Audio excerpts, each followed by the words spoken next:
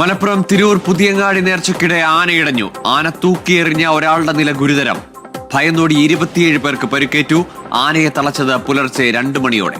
ഖബർ സിയാറത്തിന് വേണ്ടി നമുക്ക് അനുവാദം നൽകിയപ്പോൾ പോലും അല്ലാഹുവിന്റെ റസൂല് പറഞ്ഞത്, നിങ്ങൾ ഖബർ സിയാറത്ത് ചെയ്യണേ, അത് മരണം ഓർമ്മിക്കാൻ നിങ്ങൾക്ക് അവസരം നൽകിയേക്കുമെന്നാണ്. ഖബർ എന്നൊക്കെ പറഞ്ഞാൽ മരണത്തെ ഓർപ്പിക്കാനാണ്, അല്ലാതെ പുതിയങ്ങാടി നേർച്ചക്ക് ആന ചവിട്ടി മരിക്കാനല്ല. അതിനല്ല, ഞാൻ തുറന്ന് പറയാണ്. എനിക്ക് ആ കാര്യത്തിൽ ആരും പേടിയൊന്നുമില്ല. പേടിയുള്ളവർ പറയണ്ട. ഈ സമുദായം ഇവിടുന്നൊക്കെ രക്ഷപ്പെടാത്ത കാലത്തോളം ഒരു പുരോഗതി ഉണ്ടാവില്ല.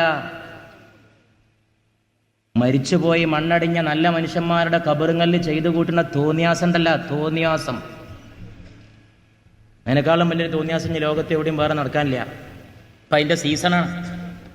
നേർച്ച എന്നൊക്കെ പേരിട്ടിട്ട് നടത്തുന്ന തോന്നിയാസം.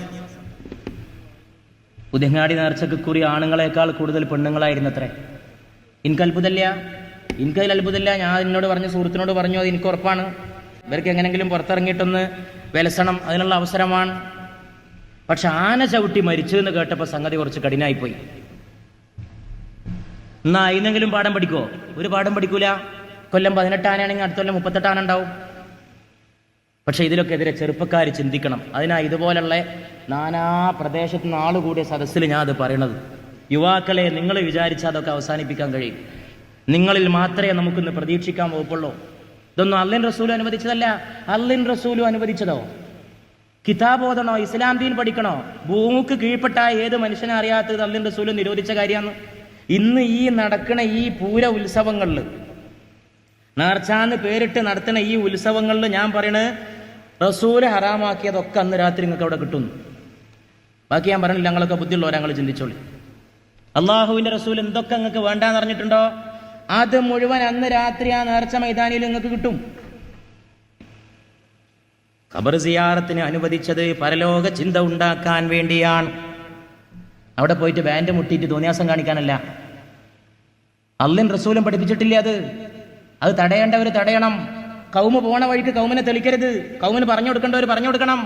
പറഞ്ഞു കൊടുക്കേണ്ടവർ പറഞ്ഞു കൊടുക്കാതിരുന്നാൽ അവരും നാളെ അള്ളാഹുവിന്റെ മുമ്പാകെ കയ്യും കെട്ടി ഉത്തരം പറയേണ്ടി വരും എന്ന് പരിശുദ്ധ ഇസ്ലാം നമ്മെ പഠിപ്പിക്കുന്നു. അള്ളാഹു സുബ്ഹാനഹു വ തആല അമ്മാതിരിയുള്ള ജീർണതകളിൽ നിന്ന് ഈ സമുദായത്തെ മോചിപ്പിക്കുമാറാകട്ടെ എന്ന് പ്രിയപ്പെട്ടവരെ നമ്മൾ ദുആ ചെയ്യുകയും അതിനുവേണ്ടി പ്രവർത്തിക്കുകയും ചെയ്യണം. നിങ്ങളൊന്ന് ആലോചിച്ച് നോക്കൂ. ഞാൻ വിചാരിച്ചു ഇമ്മാതിരിയുള്ള പരിപാടിയൊക്കെ സമുദായത്തിൽ കുറഞ്ഞു വരികയെന്ന്. പക്ഷെ കഴിഞ്ഞ കൊല്ലത്തെ ഈ വാർത്ത കേട്ടപ്പോൾ ഞെട്ടിപ്പോയി. ഇത് കുറയല്ല, ചില ആൾക്കാർ വളർത്തുകയാണ്. കുറയില്ല.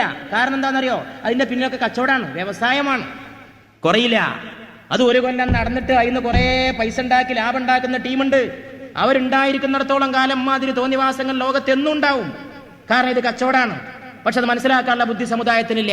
ഇത് ബിസിനസ്സാണ്, ഇത് ദീനല്ല, ഇസ്ലാമല്ല, വെറും കച്ചവടമാണ്. നടത്തുന്ന ആൾക്കാരുടെ വയറ്റിപ്പഴപ്പിന്റെ പ്രശ്നമാണ്. ഞങ്ങളെ വഴിപഴപ്പിക്കാൻ വേണ്ടി അവർ നടത്തുന്ന തോന്നിവാസമാണ് എന്ന് മനസ്സിലാക്കിയിരുന്നെങ്കിൽ സമുദായമേ നിനക്ക് നന്നായിരുന്നു. ഇതൊക്കെ ഒന്ന് തിരുത്തണം.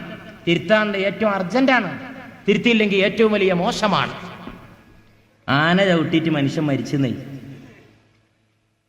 ഒന്ന് ആലോചിച്ച് നോക്കി നിങ്ങൾ. എവിടെയെങ്കിലും ഒരു അമുസ്ലിം പോയിട്ട് പള്ളിൻ്റെ മുമ്പിൽ ബാൻഡ് മുട്ടിയ വലിയ ഒച്ച. ഞാൻ തുറന്ന് പറയാം, ഒരമുസ്ലിം പള്ളിൻ്റെ മുമ്പിൽ ബാൻഡ് മുട്ടിയ ഒച്ച. ഇത് ഒച്ച ഉണ്ടാക്കണവരെങ്ങനെയാ പള്ളിൻ്റെ മുമ്പിൽ സ്വയം പോയിട്ട് മുട്ടല്? ഞാൻ അതിനെ രൂക്ഷമായി എതിർക്കുന്നു. അതിനെ ചോദ്യം ചെയ്യണം ഈ സമുദായത്തിലെ യുവാക്കൾ. മസ്ജിദിന്റെ മുമ്പിൽ മുട്ടൽ അന്യമതസ്ഥന് എപ്രകാരം തെറ്റാണോ അതിലേറെ തെറ്റാണ് പള്ളിയുടെ ആളാന്ന് പറയുന്ന ഇവന് മുട്ടൽ. ഇവന്റെ മുട്ടൽ ആദ്യം നിർത്തണം, എന്നിട്ട് മതി അന്യ സമുദായക്കാരന്റെ മുട്ടൽ നിർത്തിക്കൽ എന്നുള്ള അഭിപ്രായക്കാരനാണ് ഞാൻ. അന്യ സമുദായക്കാരന് പള്ളിയോടുള്ള ഹുർമത്തൊന്നും ഇല്ലല്ലോ. അവനെന്ത് പള്ളി? അവന് പള്ളി അവന്റെ ആരാധനാലയമല്ല. പക്ഷെ പള്ളി ആരാധനാലയമാണെന്ന് വിശ്വസിക്കുകയും അതിൽ വന്ന് പ്രാർത്ഥിക്കുകയും ചെയ്യുന്നവൻ ആ പള്ളിയോട് ഹുർമത്തില്ലാതെ അതിന്റെ ഗേറ്റിങ്ങിൽ നിന്ന് മുട്ടുന്നു. അവൻ ഞമ്മക്കാകാൻ അങ്ങക്കാകാൻ പറ്റൂല. അങ്ങനെ 2 ദീനുണ്ടോ ഇസ്ലാം?